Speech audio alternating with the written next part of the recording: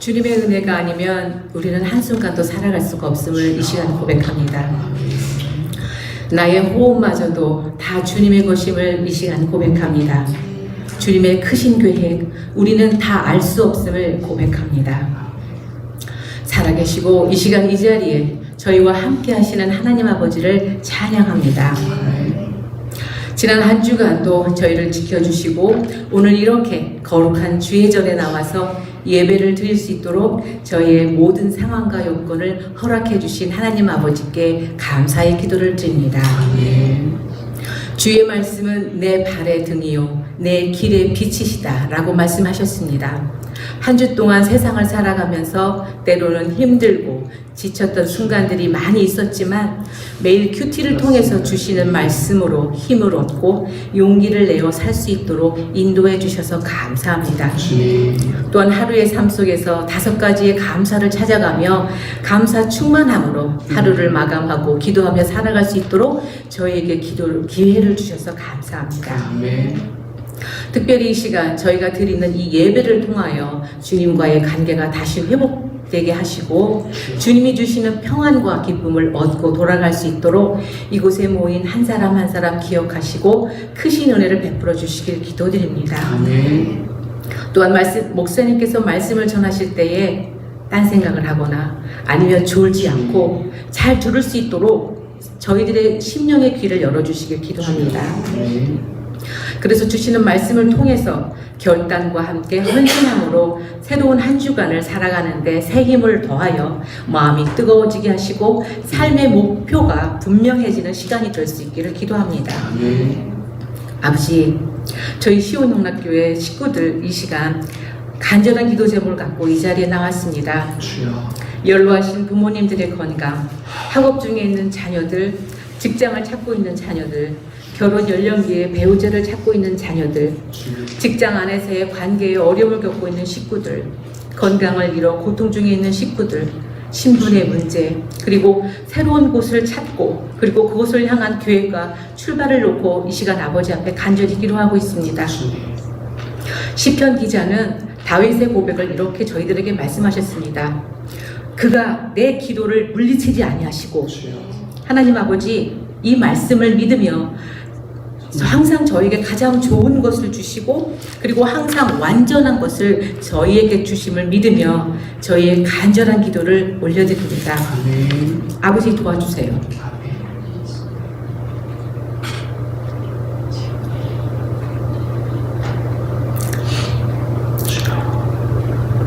이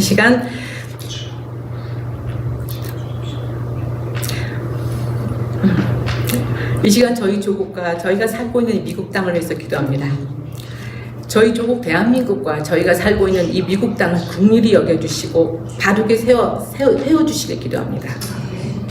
특별히 새로 선출된 이 미국 땅의 모든 리더들이 하나님을 두려워하며 하나님께 기도하며 이 나라를 주님이 원하시는 방향으로 바르게 세워가는 모든 리더들이 되길 기도합니다.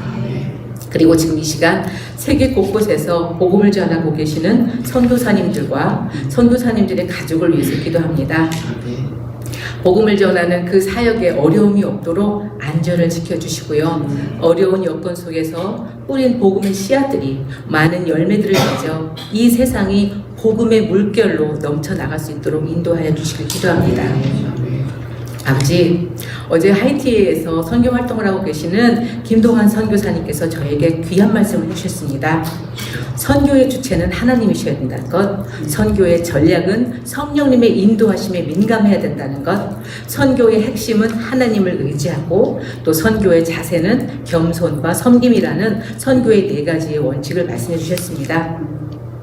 내가 누군가에 의해서 수동적으로 채워지는 것이 아니라 내가 누군가를 채워보는 그러한 능동적인 자세와 마음으로 살고 가정에서 일터에서 각자 서 있는 그 자리에서 그냥 그럭저럭 살지 말고 영혼 구원의 비전을 가지며 믿지 않는 사람들이 주님께 나오도록 돕는 은혜의 통로, 그리고 복의 통로로 우리 시온영락교회의 모든 식구들이 선교사적인 삶을 살아가길 기도하신다고 하셨습니다.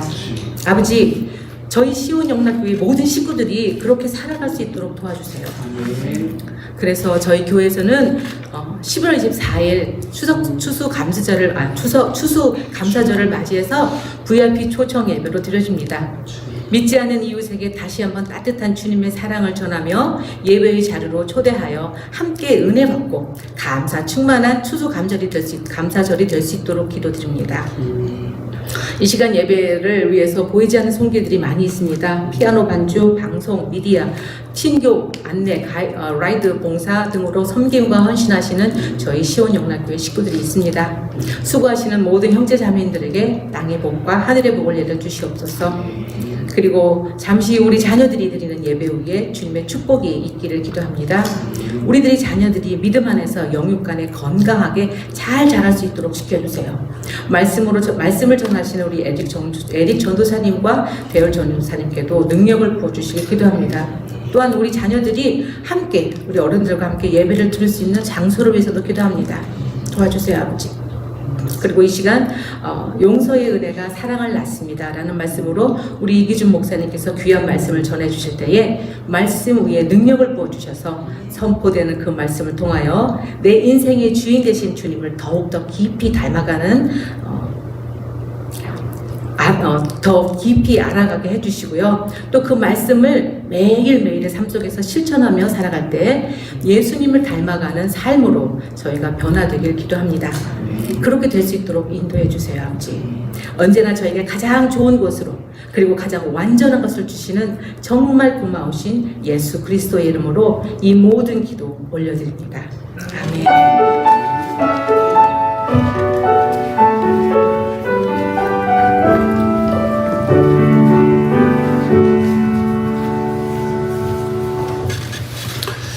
하나님께서 우리에게 주시는 말씀 함께 읽습니다. 누가복음 7장 40절부터 43절까지 말씀입니다. 우리 같은 목소리를 함께 읽도록 합시다. 누가복음 7장 40절부터 43절까지 말씀 함께 읽습니다. 시작. 예수께서 그에게 말씀하셨다. 시몬아, 내게 할 말이 있다. 시몬이 말했다. 선생님, 말씀하십시오. 예수께서 말씀하셨다. 어떤 돈놀이꾼에게 빚진 사람 둘이 있었는데 한 사람은 500데나리온을 빚지고 또 한 사람은 50데나리온을 빚졌다. 둘이 다 갚을 길이 없으므로 돈놀이꾼은 둘에게 빚을 없애주었다. 그러면 그 두 사람 가운데서 누가 그를 더 사랑하겠느냐? 시몬이 대답하였다. 더 많이 빚을 없애준 사람이라고 생각합니다. 예수께서 그에게 말씀하셨다. 내 판단이 옳다. 아멘. 여러분 어릴 때 별명을 가지고 계셨습니까? 여러분이 어릴 때 별명이 무엇이었는지 한번 떠올려 보시기를 바랍니다. 만일 누군가가 지금 여러분에게 어떤 별명을 붙여준다 라고 만약에 이야기를 한다면 여러분은 어떤 별명을 원하십니까? 우리 혹시 뒤에 히터를 좀 꺼주시면 감사하겠습니다. 혹시 괜찮으시면 히터를 좀 꺼주시면 바깥에 혹시 계시는 분 계시면 히터 끄는 법 아는 분 계시면 히터를 좀 꺼주시면 감사하겠습니다. 예수님께서도 우리와 비슷하게 세상에 살면서 별명이 있었습니다. 예수님 정도 되면 그 별명이라고 해도 좀 뭔가 멋있고 고상하고 좀 거창한 별명을 가지고 있을 것 같지만 사실 그분의 별명은 세리와 죄인의 친구다라는 게 예수님의 별명이었습니다. 당시 바리새인과 서기관 같이 유대 사회에서 굉장히 경건하고 반듯하게 살아가는 사람들이 볼 때 세리는 죄인과 동의어였습니다. 아니 동의어를 넘어서서 세리는 죄인 중에서도 굉장히 나쁜 죄질을 가진 사람이라고 생각을 했었습니다. 그리고 이 죄인이라는 이름 안에는 매춘부들도 당연히 포함되어 있었었지요. 소위 경건한 사람들은 세리와 죄인들을 멸시했습니다. 그러므로 예수님을 세리와 죄인의 친구라고 불렀다라는 것은 여러분 이건 예수님을 존중해 주는 게 아니었습니다. 그분의 삶을 비난하는 것이었어요. 그래서 오늘의 본문의 말씀은 주님이 받으신 세리와 죄인의 친구 이라는 이 비난의 별명을 그 배경으로 합니다. 오늘 우리가 읽은 본문의 앞에 있는 34절에 있는 이 말씀 말입니다. 같이 한번 읽어볼까요? 시작. 인자는 와서 먹기도 하고 마시기도 하니 너희가 말하기를 보아라 저 사람은 마구 먹어대는 자요 포도주를 마시는 자요 세리와 죄인의 친구다 한다. 그런데 예수님께서는 세리와 죄인의 친구라고 불리긴 했지만 그들과만 어울리신 것은 아닙니다. 누가복음은 예수님께서 바리새인의 집에 초대를 받아서 함께 식사하신 일을 오늘 본문 외에도 2번 더 소개합니다. 누가복음에서는 예수님이 바리새인의 집에서 3번 식사를 하세요. 오늘 예수님을 초대한 바리새인은 그 이름도 있습니다. 그 사람은 유대인의 남자에게는 흔하게 흔했던 이름입니다. 시몬이라는 사람이었죠. 이 시몬이라는 이름은 우리나라의 김이라는 거라고 생각하시면 됩니다. 그러니까 김, 대부분 다 김이잖아요. 그렇죠? 그때도 시몬 하면 정말로 많은 사람의 이름이 시몬이었던 때였습니다. 사건은 이 바리새인이었던 시몬이 예수님을 초대했던 이 연회장에서 일어나게 됩니다. 이때 하나의 사건이 벌어집니다. 어떤 사건이 벌어졌느냐? 바리새인 시몬이 예수님께서 예수님을 자기 집에서 베푼 연회에 초대를 합니다. 이 연회라는 것은 요즘처럼 그냥 먹고 마시는 연회 이런 거라기보다는 좀 고급스러운 연회였습니다. 왜 이렇게 연미복 입고 가서 왜 하는 이런 연회였습니다. 그때 당시에는 고대 그리스 로마식 심포지움이다 라고 생각을 하시면 될 겁니다. 당시 심포지움이라는 것은 어떤 걸 말하나 하면 모여서 그냥 밥만 먹는 것이 아니라 식사하고 난 다음에 대화를 하거나 때로는 그 안에서 어떤 토픽을 놓고 논쟁도 하는 그런 연회, 그것이 바로 이때 예수님을 불렀던 이 바리새인 시몬이 열었던 연회였습니다. 이때는 예수님께서 공생애를 시작하신 초기였거든요. 누가복음 7장이잖아요. 그렇죠? 그러니까 공생애 초기였습니다. 그랬기 때문에 이 바리새인이었던 시몬은 예수님에 대해서 확실한 부정적인 입장을 취하지는 않았어요. 어쩌면 이 바리새인은 이 예수라는 사람이 모세가 말했던 하나님이 보내시겠다고 약속한 그 예언자일지도 모른다라고 생각을 했던 것 같습니다. 그래서 이 사람을 자기 집에 있는 연회에 초청을 해서 그곳에 있는 사람들과 함께 대화도 하고 토론도 하고 할 수 있는 기회를 만들고 있는 거예요. 근데 당시에 연회를 할 수 있는 이 집의 형태는 보통 뜰이 중간에 있고 그 뜰에서 이제 주로 연회를 했거든요. 근데 그 뜰이 중간에 있으면 방들이 이렇게 뜰을 둘러가지고 쌓인 형태로 있었습니다. 그리고 한쪽에서는 문이 있었고요. 그렇기 때문에 여기는 연회에 초대받지 않는 사람들도 언제라도 들어가서 그곳에 함께 할 수 있었던 그런 가옥의 형태를 지니고 있었습니다. 이제 이러다가 한참 연회가 무르익었어요. 막 먹고 마시고 이야기하고 막 이제 여기저기서 막 큰 소리가 들리던 이때에 갑자기 연회의 분위기를 싸늘하게 만드는 한 여인이 딱 등장을 합니다. 이 여인은 초대받지 않은 사람이었어요. 정확하게 알 수는 없지만 뭔가 수치스러운 과거를 가진 사람이었습니다. 아마도 성경은 정확하게 말하고 있지 않지만 이 여인은 매춘부였을 가능성이 굉장히 높습니다. 그런 그녀가 연회에 들어와서 이제 그때는 요즘처럼 이렇게 의자에 앉아서 음식을 먹거나 이런 게 아니라 비스듬히 누워서 이렇게 음식을 먹거든요. 영화 같은 거 보면 이제 보시잖아요. 그저 로마 시대 때 비스듬히 누워가지고 이렇게 식사를 하고 계시는 예수님의 발치에 섭니다. 그리고는 눈물로 그의 발을 적시고 머리털로 닦습니다. 그 발에 입을 맞추고 향유를 붓기를 계속하는 것이었어요. 당시에는 여인이 공개적인 자리에서 머리를 푼다라는 것은 대단히 수치스러운 행동이었습니다. 옛날에 우리나라에 상투 푸는 거 절대로 안 됐던 때가 있었잖아요. 그렇죠? 이때 당시 예수님 시대에는 여인이 어떤 공식적인 자리에서 머리를 푼다라는 건 대단히 수치스러운 행위였어요. 하지만 이 여인에게는 이런 수치감 같은 것은 느낄 겨를이 없었던 것 같습니다. 그녀는 가슴이 감정이 북받쳐 올랐습니다. 그래서 무엇 때문인지는 몰라도 어쨌든 감정이 북받쳐 올랐습니다. 그래서 예수님의 발을 적실 만큼 많은 눈물을 흘렸습니다. 눈물로 누군가의 발을 적신다는 게 쉬운 일은 아닙니다, 여러분. 근데 눈물이 얼마나 많이 흘렀는지 그것으로 예수님의 발이 다 적실 만큼 많은 눈물을 흘립니다. 또 자기 머리털로 예수님의 젖은 발을 닦기 시작합니다. 어떻게 봐도 이것은 극도로 자기를 낮추는 행동이었습니다. 그것뿐만이 아닙니다. 그 발에 입을 맞춥니다. 그리고 그 발에다가 향유를 붓지요. 그 발에 입을 맞춘다. 그리고 그 발에 향유를 부었다라는 것이 헬라어로 보면 이게 둘 다 미완료 동사로 쓰입니다. 이 미완료 동사로 쓰였다라는 말은 지속했다, 계속했다라는 걸 이야기하는 거예요. 다시 말해서 계속해서 발에 입을 맞추고 계속해서 향유를 부었다는 겁니다. 그래서 예수님도 45절에서 이 사건을 설명할 때 이 여자는 들어와서부터 줄곧 내 발에 입을 맞추었다라고 말씀하고 계시는 것 같아요. 이제 문제는 이 여인의 행동 자체는 별 문제가 되는 게 아닌데 그녀의 행동이 사람들에게 어떻게 읽혔는가, 이게 문제입니다.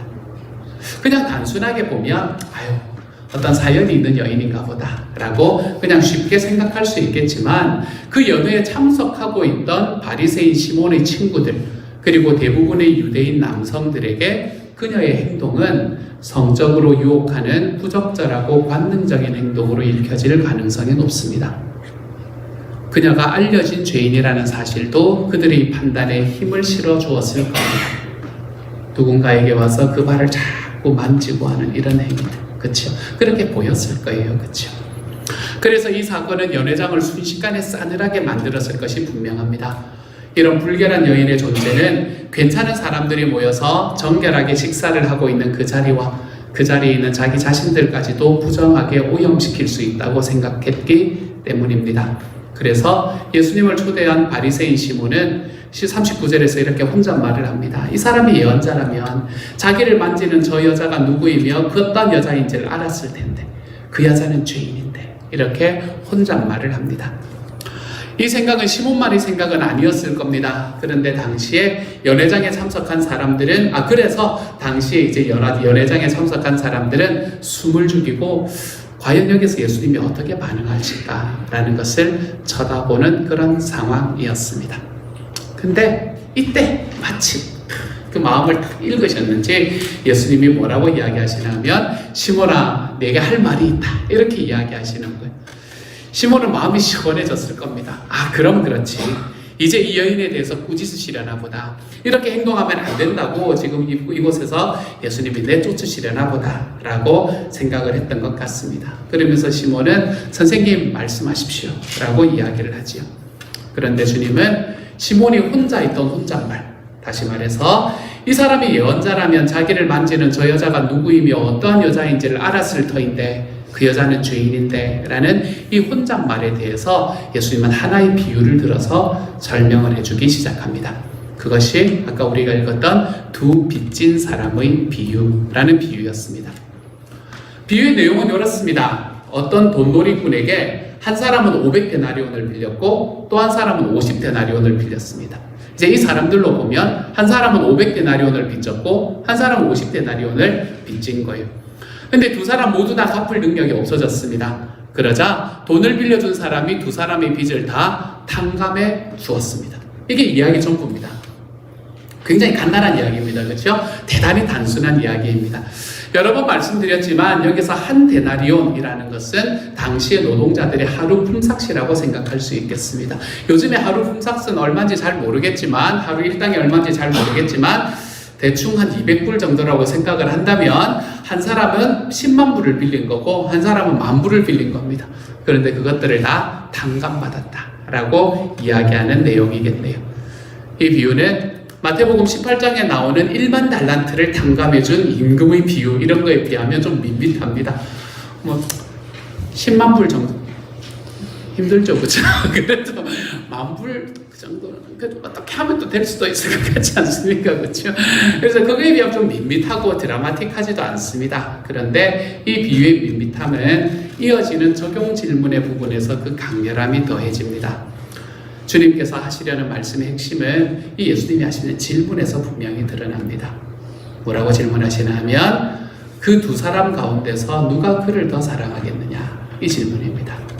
한 사람은 10만 불을 빌렸다 탕감받았고 한 사람은 10,000불을 빌렸다가 탕감받았는데 이 두 사람 가운데서 누가 그를 더 사랑하겠느냐. 시몬이 대답합니다. 저는 더 많이 빚을 없애준 사람이라고 생각합니다. 대단히 쉬운 대답이죠. 여러분도 다 그렇게 대답할 거 아니에요.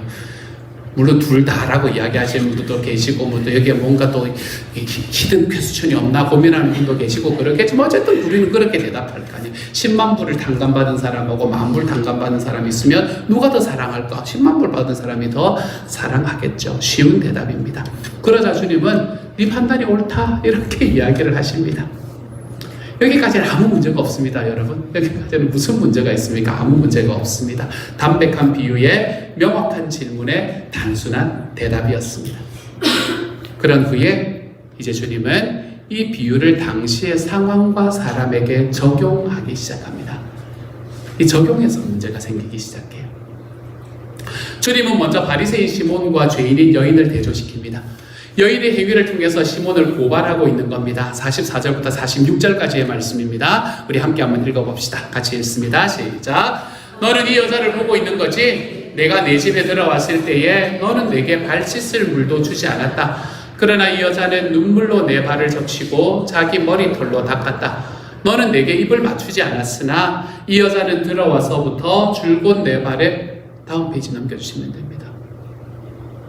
감사합니다. 45절 1절 시작. 너는 내게 입을 맞추지 않았으나 이 여자는 들어와서부터 줄곧 내 발에 입을 맞추었다. 너는 내 머리에 기름을 발라주지 않았으나 이 여자는 내 발에 향유를 발랐다. 아멘. 시몬이라는 사람은 집 주인으로서 자기가 초대한 손님인 예수님에게 발 씻을 물도 제공을 안 한 겁니다. 그런데 이 여인은 자기의 눈물로 예수님의 발을 적셨다. 그리고 머리털로 닦았다. 라고 이야기합니다. 당시에는 발 씻을 물을 주지 않았다라는 것은 관습상 손님에게 큰 결례가 되는 행동이었습니다, 여러분. 그뿐만이 아니었습니다. 시몬은 예수님과 그와 함께 온 손님들에게 예를 표하기 위해서 손이나 볼에 입을 맞추는 행동도 하지 않았습니다. 요즘 우리말로 하면 어때요? 아유, 어서 오세요 라고 고개 숙여 인사조차 안 했다는 겁니다. 똑같은 이야기예요. 인사를 하지 않았다는 이야기입니다. 하지만 이 여인은 손이나 볼도 아닌 발에 입 맞추기를 그치지를 않습니다. 끝으로 시몬은 예수님의 머리에 기름도 붓지 않았습니다. 그때 당시에 바깥에 먼지가 워낙에 많았기 때문에 집 안으로 들어올 때는 그 머리에 있는 먼지들을 없애주는 기름, 올리브 기름을 바르는 게 일반적이었습니다.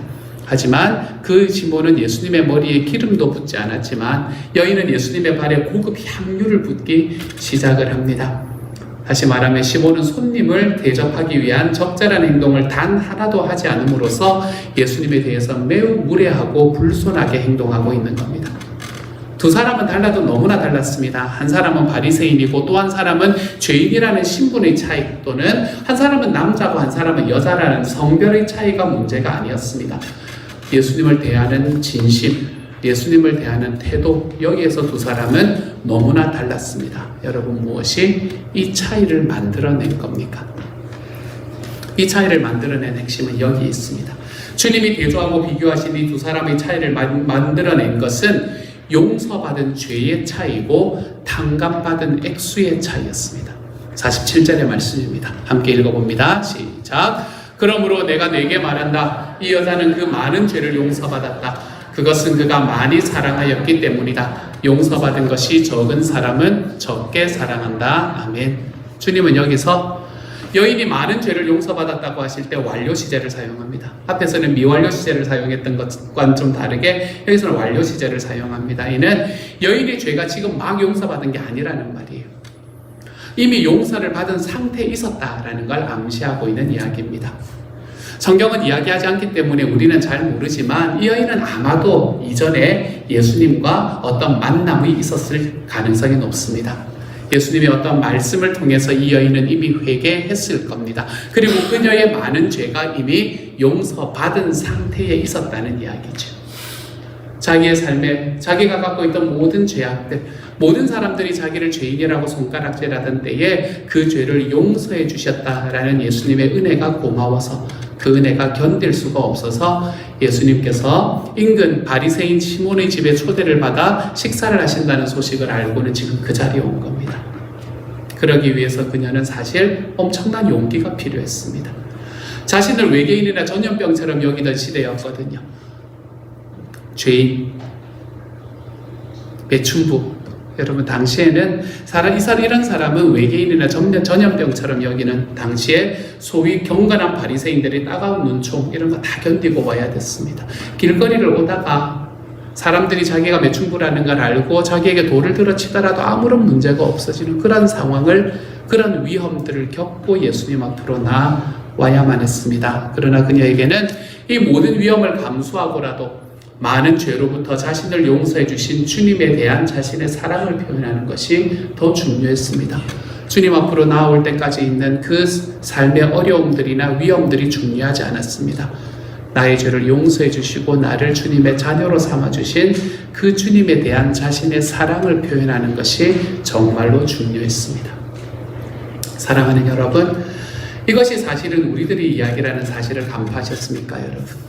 이거는 한 바리새인과 한 여인의 이야기가 아니라 저와 여러분의 이야기입니다. 이것은 바리새인 시몬과 죄인인 여자의 이야기로 끝나질 않습니다. 여러분, 바리새인 시몬과 죄인인 여자는 의인과 죄인이 아닙니다. 여러분, 두 사람 다 두 죄인을 우리에게 이야기해주고 있습니다. 근데 다음 페이지요. 한 사람은 스스로를 경건하다고 착각하는 교만한 죄인이고요. 한 사람은 자신이 죄인인 것을 너무나 깊이 인식하고 있는 겸손한 죄인입니다. 두 사람 다 죄인입니다. 여러분. 바리새인이라고 하나님 앞에 의로운 사람이 아니었다는 거죠. 그래서 세상의 모든 사람은 의인은 없다, 한 사람도 없다 라고 말씀을 이야기한 이상 세상에 있는 모든 사람은 교만한 죄인과 겸손한 죄인으로 나뉩니다. 여러분은 어떤 쪽입니까? 바리새인 시몬 쪽입니까? 교만한 죄인입니까? 시몬이 멸시하는 죄인의 여자 쪽입니까? 그 여인은 자신의 많은 죄가 용서받았다라는 사실을 알았습니다. 그리고 죄가 용서받는 것을 경험했습니다. 그래서 자기의 삶에 북받치는 심정에 흐르는 눈물로 주님의 발을 적십니다. 주님께 대한 자신의 사랑을 표현하기 위해서 그녀는 수치와 위험을 감수합니다. 자기가 낮아지는 것 하나도 개의치 않았습니다. 이것이 겸손한 죄인, 자신의 많은 죄가 용서받은 것을 아는 죄인의 반응입니다. 그런데 바리새인 시몬으로 대표되는 또 한 부류의 죄인이 있습니다. 이들의 특징은 자신을 죄인으로 여기지 않습니다. 자기를 죄인으로 여기더라도 형식적으로 그리합니다. 이들은 죄 용서의 경험이 아예 없습니다. 아니면 있더라도 너무 적습니다. 그래서 주님을 사랑하는 것에 대해서는 잘 모릅니다. 아니면 아주 조금 인정하고 마는 수준입니다. 그래서 이들을 지배하는 것은 경건의 능력이 아닙니다. 경건의 모양이지요. 사랑이 아닙니다. 말과 형식입니다. 시몬이 그랬습니다. 시몬은 할 거 다 한 사람이거든요, 여러분. 주님을 식사에 초대했던 사람입니다. 그런데 그에게는 식사에 초대하는 형식은 있었지만 마음이 없었잖아요. 그러니까 뭘 안 줍니까? 발 씻을 물도 안 주고 입맞춤도 안 하고 먼지 씻을 올리브 기름도 안 줍니다. 그에게는 종교적인 형식이 있었습니다. 하지만 사랑이 없었지요. 주님을 사랑하는 것은 죄사함을 경험한 거듭난 영혼의 가장 분명한 변화이고 증거입니다. 주님께서 말씀하셨듯이 주님을 사랑한다라는 것은 자기의 죄가 용서받았다라는 것에 대한 반응이고 결과이고 증거입니다. 용서받지 않은 사람은요, 내가 용서받았다는 것이 깨달아지지 않는 사람은요, 하나님을 사랑할 수가 없습니다. 하나님을 깊이 사랑한다는 것은 불가능합니다. 이 시몬은 자기가 가진 모든 종교적인 형식 때문에 자기가 죄인인 것을 모르는 영적 무지에 들어가 있습니다. 나는 다 갖춰둔데 내가 무슨 죄인이야 이야기합니다. 또는 자기를 속이는 기만 속에서 살아가는 사람이 되어버렸습니다. 그는 자기의 삶에 있는 형식적인 경건이 장애물이 되어서 하나님께 온전히 나아갈 수가 없습니다. 어쩌면 자신이 옳고 반듯한 것 같은 모습 때문에 오히려 주님께 나아가지를 못합니다. 여기에는 은혜도 감격도 사랑도 존재하지 않습니다. 그는 자신이 평가하고 판단할 수 있는 자격이 있는 사람처럼 행동하는 데 익숙합니다. 다른 사람을 보고 쉽게 판단합니다. 저 인간은, 저 사람은 뭐 저래. 여러분, 죄의 반대말은 미덕이 아닙니다. 여러분, 죄의 반대말은 미덕이나 죄의 반대말은 내가 잘 살아가는 선한 삶 이런 게 아닙니다. 죄의 반대말은 믿음입니다. 여러분, 내가 하나님의 믿음 안에 서 있을 때에 우리의 죄가 용납받을 수 있기 때문에 그렇습니다. 그래서 이 시몬은 죄의 반대말이 미덕이 아니라 믿음이라는 게 분명함에도 이 시몬은 죄의 반대말을 미덕이라고 생각했습니다. 그래서 그는 안타깝게도 자기의 미덕을 쌓는 만큼, 이상하게 하나님 앞에 이 신앙이라고 이야기하는 것에 형식이 쌓여가는 만큼 주님과 진정한 관계로 더 들어가지를 못합니다. 이상하게도. 이것이 시몬과 같은 부류의 죄인, 교만한 죄인이 갖는 삶의 모습입니다. 사랑하는 여러분, 여러분은 두 죄인 중에 어느 죄인에 속합니까? 여러분은 두 죄인 중에 어느 죄인의 자리에 서 있고 싶으십니까? 자, 그러면 이것이 오늘의 말씀이라면 이제 우리가 어떻게 살아가야 할까라는 이야기를 한번 나누어 보도록 하죠. So what? 자, 그러면 오늘의 말씀 우리에게 어떤 메시지를 주는 걸까요? 먼저 첫 번째 같이 읽습니다. 시작. 주님이 우리의 죄를 용서해 주신 은혜 안에서 예수님과 사랑의 관계를 맺읍시다. 여러분, 주님과 사랑의 관계를 좀 맺어가십시오. 주님과 사랑의 관계를 좀 맺어가십시오. 이번에 하나님을 경험하는 삶을 하시는 분이 귀가 따갑도록 듣는 이야기, 사랑의 관계를 좀 맺어가십시오. 여러분, 사랑의 관계를. 우리는 여기에서 이 말씀을 보고, 자, 그러니 이제 주님을 더 사랑하고 더 헌신하고 더 잘 섬기자. 여러분, 이런 결론을 섣불리 내려서는 안 됩니다. 주님을 더 사랑하려면 어떻게 해야 된다고요? 우리의 더 많은 죄가 용서받았음을 알고 깨달아야 됩니다. 내 삶에 죄가 용서받았다는 사실을 깨닫지 않고 여기서 시작하지 않고 무작정 내 주님을 더 사랑하자라고 이야기하면 여러분, 그거 마음이 없는 섬김이 되기 십상입니다. 결국 오늘의 본문의 바리새인 시몬의 길로 걸어가기 십상이지요. 그래서 섬김이 짐이 됩니다. 예수님을 믿고 섬겨가는 게 점점 내 어깨를 무겁게 만듭니다. 여러분, 많은 그리스도인들이 이렇게 하기를 일평생 반복하며 살아갑니다. 그래서 예수 믿는 게 오래되면 오래될수록 어렵다, 힘들다, 이런 이야기를 하죠. 그래서 오늘의 말씀은 우리에게 필요한 것은 주님과 진정한 관계를 맺는 것이다. 그리고 그것을 더 깊이 맺는 것이다 라고 도전합니다. 주님께서 우리의 삶에 있는 죄를 용서해 주셨고, 주님께서 나를 용서해 주신 기쁨이 내 삶에 항상 넘치기 때문에 내가 나를 용서한 그분께 감사와 사랑을 드리는 삶. 여러분, 이 관계가 우리의 삶에 맺혀갈 때 우리는 주님을 사랑할 수 있게 되는 겁니다. 이 관계가 없이는 누구도 주님을 사랑할 수가 없습니다. 주님과만 맺는 진정한 관계를 설명해주는 한 단어. 그래서 우리는 그 단어를 은혜라고 이야기할 수밖에 없습니다. 하나님께서 나에게 주신 은혜를 깨닫지 못하면 우리는 주님을 사랑할 수가 없습니다. 이 여인은 자기의 많은 죄가 용서받은 것을 경험했습니다. 그것이 하나님의 은혜를 경험했다는 말이죠. 그녀는 이 은혜를 통해서 주님과 진정한 관계를 맺었습니다. 그리고 이 여인에게서 보듯이 하나님의 은혜를 경험하는 것이 사랑을 만듭니다. 여인은 은혜를 입고 경험했기에 예수님을 사랑했고, 그 사랑은 그녀로 하여금 수치와 위기를 다 감수하고도 주님께 나아가서 사랑을 표현하는 것이 두렵지 않게 만들었습니다. 이것이 진짜 신앙입니다, 여러분. 여인에게 그랬듯이 우리에게도 그렇습니다. 우리는 예수님에 대해서 긍정적인 판단을 내릴 수 있습니다. 예수님 하면 좋은 분이지 라는 생각을 할 수 있습니다. 그 정도면 훌륭한 사람이지, 내가 그 정도면 훌륭한 사람이야 라는 생각을 가지고 있을 수도 있습니다.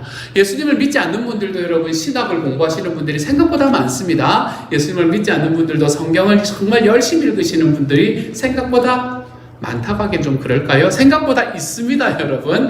그렇기 때문에 우리는 심지어는 신앙적으로도 정통한 견해를 가질 수 있습니다. 신학적인 이 마음들을 주님을 믿지 않으면서도 이 사랑의 은혜를 받지 못했으면서도 가지고 살아가는 사람도 있습니다. 아주 좋게 보아주면 시몬 같은 사람들입니다. 그런데 이것이 신앙의 본질은 아닙니다, 여러분. 신앙의 본질은 죄 용서의 은혜를 통해서 내가 예수님과 관계를 맺고 그것으로 인해 예수님을 사랑하게 되는 것. 이게 신앙의 본질입니다. 사랑하는 여러분은 여러분의 삶에 있는 죄가 용서되었다 라는 그 기쁨이 하나님 앞에 세워져 있습니다. 여러분의 삶에, 내 삶이 하나님 앞에 나아갈 수 없는 존재였는데 주님께서 나를 사랑해 주셔서 주님이 이 죄악을 용서해 주셨다. 십자가의 은혜로 이것을 도말해 주셨다. 여러분, 이것에 대한 확신이 여러분의 삶에 있습니까? 이게 있을 때 우리 주님을 사랑할 수 있는 자리로 걸어 들어갈 수 있게 되는 겁니다. 제가 일부 예배 때 이야기를 하다 보니 제 인생에 제일 저에게 영향을 많이 미친 책 20개를 하라면 하나 들어갈 것 같아요. 제가 처음에 10개라 그랬다가 10개는 안 될 것 같고 20개를 하라면 그 중에 하나 들어갈 것 같은 책이 바로 지성에서 영성으로라는 우리 이어령 선생님이 쓰신 이 책입니다. 여러분 꼭 한번 읽어보셨으면 좋겠어요. 요즘도 아마 절판이 되지는 않았을 것 같은데 저는 꽤 오래전에 사서 요즘 어떻게 된지 모르겠지만 만약에 여러분 시간이 되시면 시간이 안 되더라도 시간을 내서라도 꼭 한번 읽어보시면 좋을 만한 책입니다. 저는 이 책에서 예수님을 믿는 것이 어떤 것인가라는 것에 대해서 참 많은 것을 깨달았던 시간이 있었습니다. 우리 하나님을 경험하는 삶을 하셨던 분들에게는 좀 반복되는 이야기겠지만 그 중에서 나오는 스토리 하나 제가 여러분에게 좀 읽어드리도록 하겠습니다.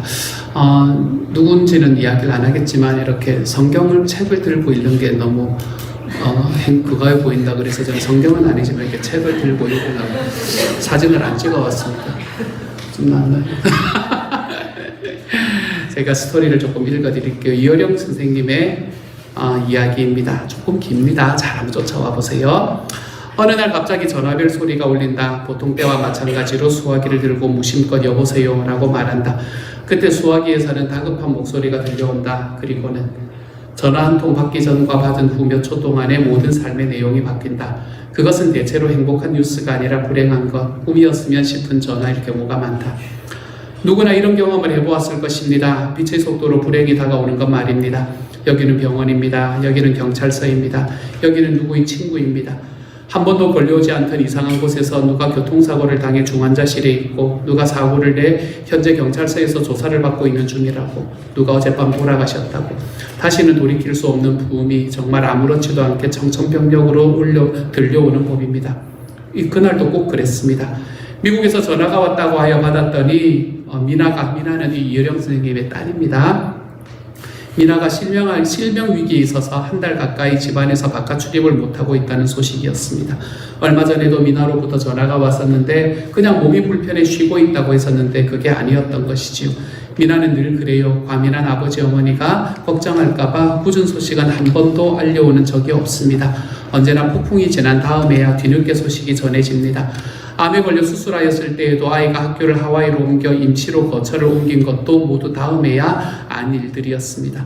이번에도 다른 경로로 미나가 망막박리로 얼마 안 있어 실명하게 될 것이라는 믿기지 않는 소식을 듣게 된 것입니다.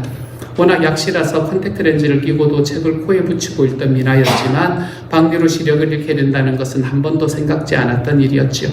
아내와 함께 급히 미나에게 달려갔던 날 하와이는 너무나도 눈부시고 아름다웠지요. 겨울이 없는 하와이는 늘 플라워레이처럼 원색적인 꽃으로 충만합니다. 산호초의 바다는 밑바닥까지 들여다보이는 투명한 유리알처럼 보입니다. 소낙빛 끝에 무지개가 자주 뜨는 섬이라서 하와이의 자동차 번호판에는 7색 레인보우가 그려져 있기도 합니다. 그러나 그때의 하와이는 꽃도 태양도 바다도 더더욱 무지개 같은 것은 없었습니다. 그냥 깜깜했습니다.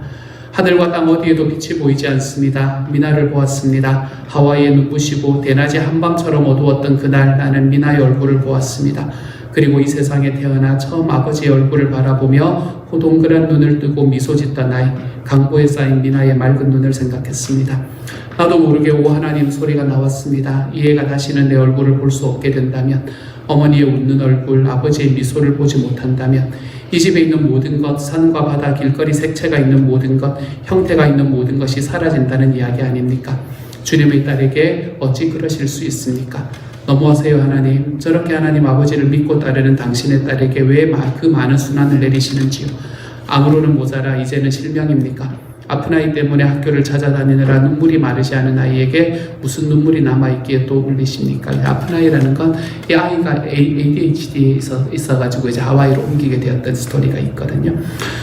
미나는 태연하게 말했습니다. 걱정 마요. 아무개 목사님은 어려서 실명하신 분인데도 우리보다 더 잘 보셔. 더 많은 것을 보실 수 있다고 했어요. 늘 밤이라고 생각하면 되지. 그 깜깜한 세상에서도 낮에 본 모든 형상과 빛이 보이지 않나요? 아버지 얼굴, 어머니의 손, 소리가 말해주고 냄새가 느끼게 하는 걸요. 아빠 엄마가 걱정할까 봐서 그렇지 난 아무렇지도 않아요. 말로는 태연한 채 하면서 사태를 숨기려고 했지만 간단한 설거지를 하다가도 앞이 잘 보이지 않으니까 접시를 깨요. 그러면 내가 가슴 아파할까봐 올리브 기름 때문에 미끄러웠다는 거지요. 그날 저녁 미나 컴퓨터를 보니 바탕화면의 아이콘들이 보통 것보다 3-4배는 커요. 그래서 얘가 아직도 컴퓨터를 잘 못하나 싶어 해상도를 바꿔 정상 사이즈로 해놓았지요. 그랬더니 미나가 아빠 눈이 잘 안 보여서 일부러 크게 해놓은 건데 라고 말하더군요. 순간 가슴이 덜컥 내려앉았습니다. 딸의 눈이 아파서 왔다는 애비가 눈이 아픈 건 까맣게 잊고 있었던 겁니다. 이것이 세속에 있어서의 아버지와 딸의 만남이구나. 그이가 하나님 아버지라고 부르는 아버지는 그러지 않을 것이다. 그 아버지는 샅샅이 딸의 아픈 모공 하나하나까지도 보시고 안타까워하시며 쓰다듬어 주실 것이다. 그래서 누나가 지상의 아버지보다는 하늘의 아버지에게 더 의존하는구나. 이런 생각을 하며 무심한 내 자신을 탓했습니다. 몇 군데 의사를 찾았지만 수술도 안 되고 약도 없다고 합니다. 그러나 미나는 찬송가를 부릅니다. 방문이 열린 틈으로 성경을 펴놓고 읽고 있는 미나의 모습이 언뜻 보일 때도 있습니다. 그러면 나는 속으로 소리 지릅니다. 이 바보야, 노래가 나오니 책이 읽혀지니 속상한 김에 고함을 치고 싶습니다. 그런데 미나가 교회에 같이 가자는 겁니다. 하와이 교회에는 한국인들이 없어서 아무도 아버지를 알아보는 사람이 없으니 놀러가는 셈치고 동행하자는 거지요. 나는 무엇이든 미나를 위해 해주고 싶은 생각이었기에 아무 말도 하지 않고 따라 나섰습니다. 주로 섬 원주민들이 모이는 작은 교회였지요. 아닙니다. 교회가 아니라 공회당을 빌려서 집회를 갖는 개척교회였지요. 풍금이나 피아노가 없어서 야마하 키보드로 찬송가에 반주를 했고 노트북의 파워포인트로 만든 프로그램을 가정용 프로젝터로 벽에 쏘아 예배를 봅니다. 한국의 어떤 교회가 이렇게 초라하고 가난할 수 있겠습니까? 그러나 그곳에 모인 사람들은 모두 행복해 보였습니다. 서로 손을 잡고 찬송가를 부르고 기도를 합니다. 자기가 아니라 옆에 있는 사람들을 위해서 기도를 드립니다. 자기보다 더 불행한 사람이 없을 것 같은데도 그들은 모두 자기보다 못한 사람을 도와달라고 빕니다. 경건하게, 아주 경건하게 무릎을 꿇고 아이나 어른이나 늙은이나 젊은 사람이나 살찐 사람이나 야윈 사람이나 엎드려 기도를 드립니다. 만약에 하나님이 계시지 않는다면 저들을 어이할고 그 실망과 절망을 어이할고 가슴이 덜컥 내려앉았습니다. 미나가 만약 하나님을 믿지 않게 된다면 무엇이 남을까? 나도 모르게 나는 땅바닥에 엎드려 기도를 드렸습니다. 제발 미나를 위해, 저 불쌍한 사람들을 위해 꼭 하나님은 계셔야 한다고 황급히 무릎 꿇었지요. 내 눈은 젖어 있었고 내 무릎은 땅에 닿아 있었습니다. 그리고 미나에게 말했습니다. 하와이 의사들은 혹시나 수술에 실패하면 의료사고로 고소당할까 두려워하기 때문에 손을 놓고 그냥 구경만 하고 있는 거다. 한국으로 가자. 한국의 의사들은 손이 작아 수술도 잘하고 인정도 많아 위험 부담이 커도 널 도와줄 거다. 그렇게 한다고 하나님께 이미 약속을 했다. 미나는 웃었습니다. 제가 교회에 온 것, 그리고 내 입에서 주님이라는 말, 하나님이란 말이 나온 것이 너무나 신기했던가 봅니다. 아빠 너무 멋있어. 미나의 말에 나는 조금 화가 치밀었습니다. 이 바보야, 너에게 이런 고통을 내려 계속 시험을 하시는 주님이 그렇게도 좋으냐? 나는 지금 하나님 이야기 아니라 너의 눈에 대해서 이야기하는데, 그래서 믿지도 않는 낯선 하나님을 향해 약속을 한 건데 너는 그게 그렇게도 좋으냐? 그러나 나는 약속을 했습니다. 그것도 세상에서 가장 큰 분, 우주보다 큰 분에게 약속을 하고 만 것입니다. 미나는 서울에 왔고 수술을 받기 위해 검사를 받았고 그 결과는 뜻밖에도 망막박리가 아니라는 판정을 받았습니다. 반이 박리되었다던 망막이 말짱하다는 것과 붙은 흔적도 없어 처음부터 망막박리가 아니었다는 의사 선생님의 설명입니다. 하와이 의사들이 오진을 한 것이라는 결론입니다. 한 달 못 가서 실명을 한다던 미나가 무사 판정을 받고 S대학병원에서 전화를 건 것입니다. 아빠 수술 안 받아도 된대. 망막에 이상이 없다네. 반이 박리되어 검은 장막 같은 것이 보인다고 한 미나를 내가 알고 있는데 그곳 의사가 오진을 한 것이라고 하니 그 말을 믿을 수가 있겠습니까? 미나는 황당했지만 네 그런가 봐요 라고 말했다고 합니다. 자기가 정말 망막박리였다고 우기면 의사 선생님이 이상한 아줌마라고 할까봐 아무 말하지 않고 나와 전화를 건 것이었죠. 또 전화 한 통이 삶을 반전시킨 겁니다. 미나는 자신의 눈보다도 하나님의 은혜를 확실하게 자기 몸으로 직접 받은 그 기적에 대해서 흥분하고 있었죠. 그렇다면 ADHD로 고생하는 하와이의 아들도 구제받게 될 것이라는 희망을 느낄 수 있었기 때문이죠. 하지만 나는 그 순간 가슴이 폭발하는 기쁨과 함께 가슴이 천근 무게로 철썩 떨어지는 불안을 동시에 느꼈죠. 망막박리로 실명하리라던 미나가 하나님의 은혜로 빛을 잃지 않게 되었다 하니 그랬고, 또 다른 면에서는 미나가 실명하지 않는다면 하나님께 내 여생을 바치겠다고 한 약속을 지켜야 할 것이기 때문입니다. 세례를 받지 않고 교회를 다니지 않고 몰래 하나님과의 약속을 지키려고 했던 것이라 목사님에게도 세례 이야기는 꺼내지도 않고 딴전을 피웠습니다. 그러나 그 다음날 새벽 모든 것이 반전되고 맙니다. 아무리 몸부림치고 거부해도 한 발짝씩 나의 발길은 높은 곳으로 향한 계단을 오르고 있었으며 하나님은 비정하리만큼 당신께서 만드신 모든 순서대로 이 세상 일을 관장하여 그렇게 운전을 하고 계셨던 겁니다. 그러니까 그것은 미나가 미국으로 떠나기 바로 전날 새벽이었습니다. 나는 미나가 교회 새벽 기도에 나간다고 친구와 약속하는 전화를 얼핏 엿들은 적이 있는데 바로 그것이 그날이었던 모양입니다. 늦잠 꾸러기인데도 미나는 가벼운 차림으로 집을 나서고 있는 중입니다. 그때 우리가 살던 집은 높은 축대를 쌓아 깎아 세운 건물이라 정원에는 아주 높고 가파른 돌계단이 있었지요. 미나는 그 계단으로 내려가고 있던 중이었습니다. 너 교회 가니? 창문을 열고 가볍게 내려가는 미나의 뒷모습에다 대고 큰 소리로 말했지요. 미나가 뒤돌아봅니다. 그리고 초등학교 때 대문을 나서며 등교를 하던 꼭 그런 모습으로 나를 향해 손을 흔듭니다. 아빠! 하고 미소를 지으며 그 호동그란 눈으로 처음 이 세상에 태어나 아버지를 바라보던 그런 신기한 눈으로 날 쳐다봅니다. 부성계 같은 아침이 오고 있는 것입니다. 태양이 떠오르려고 산의 능선이 붉게 물들어 있습니다. 이슬진 소나무 잎에서는 송진 냄새가 풍겨오고 산에서는 햇빛을 기다리며 한꺼번에 지저귀는 새소리가 들립니다. 새벽의 여명 속에 떠오른 미나의 얼굴은 행복에 터질 듯이 빨갛게 상기되어 있었습니다. 발레리나처럼 가벼운 발걸음을 한 계단 한 계단 옮겨놓으면서 뒤를 돌아다보며 계속 손을 흔듭니다. 보통 때 같았으면 조심해 라고 했을 텐데 저는 그만 나도 모르게 이렇게 소리치고 말았습니다. 미나야, 나 세례 받는다고 해. 목사님께 말해. 만약 내가 세례를 받는다고 하면 인간이 가질 수 있는 최고의 행복을 미나에게 줄 수 있다. 완벽한 아침, 완벽한 삶을. 그래, 거짓말이면 어떠냐. 인간에게는 거의 불가능한 그 완벽한 행복을 내 한마디면 줄 수가 있다. 미나야, 나 세례 받는다고 해. 나도 모르게 외치고 말았습니다. 그랬지요. 4월의 새벽 공빛이 그렇게 빛나지만 않았더라면, 새벽 공기가 그렇게 부성귀처럼 풋풋하지만 않았더라면 결코 나는 그렇게 외치지 않았을 것입니다. 나 세례 받는다고. 아, 하나님 어쩌자고 자신도 없으면서 이런 맹세를 했지요.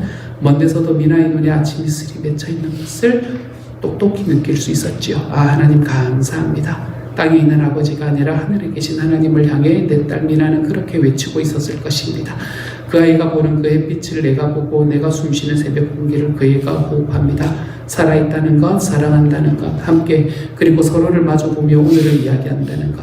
마치 천지창조 7째 날 아침과도 같은 신선한 우주 속에서 나는 그만 지구의 감동을 위해서 약속을 하고 말았습니다. 딸에게, 목사님에게, 그리고 하나님에게, 모든 나무와 새들에게, 세상에 살아있는 모든 것들에게.